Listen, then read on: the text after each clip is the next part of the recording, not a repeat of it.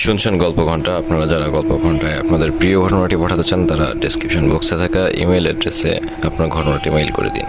তো আজকের যে ঘটনাটি আপনারা শুনবেন সেই ঘটনাটি ঘটে গেছে আমার আপার সাথে। ঘটনাটি আমি এভাবেই শুরু করছি। তো আপা একদিন বাড়িতে পুরো একা। তাদের বাড়িটি বিশাল বড়, তাদের একটি বারান্দা ছিল, সেই বারান্দাটি প্রায় 2 কাঠা সমান জায়গায় নিয়ে। তো এত বড় বাড়িতে আপা পুরো একা।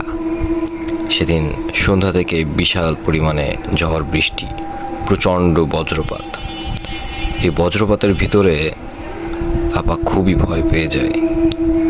বজ্রপাতের আওয়াজে তিনি ঘর থেকে বারান্দায় যেতে ভয় পাচ্ছিলেন। বারান্দার পাশে রান্নাঘরে কলসে খাবার পানি রাখা আছে। আপার সাথে বাসায় ছিলেন তার 2 বছর বয়সের ছোট্ট বাচ্চা। বাচ্চা পানির পিপাসায় ছটফট করছিল। তখন আপা সাহস করে রান্নাঘরের কলস থেকে পানি আনার জন্য গেলেন।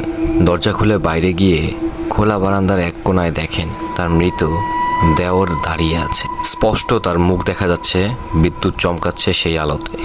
ইনি এখানে কেন, কিভাবে? এই ধরনের প্রশ্নই আপার মাথায় খেলছিল। আপা রান্নাঘরে গেল। যেই কলস 2 জন মিলে উঁচু করতে পারে না, এত বড় কলস, ভয়ে আপা 2 হাতে উঁচু করে নিয়ে চলে আসলো। পরে ঘরে ফিরে দরজা লাগানোর সময় দেখে সে আর ওখানে নাই। তো এটাই ছিল ঘটনা। যদি আপনাদের ভালো লেগে থাকে অবশ্যই এই গল্পে একটা লাইক দিবেন আর গল্প ঘন্টায় আপনাদের ঘটনাটি পাঠিয়ে দিবেন।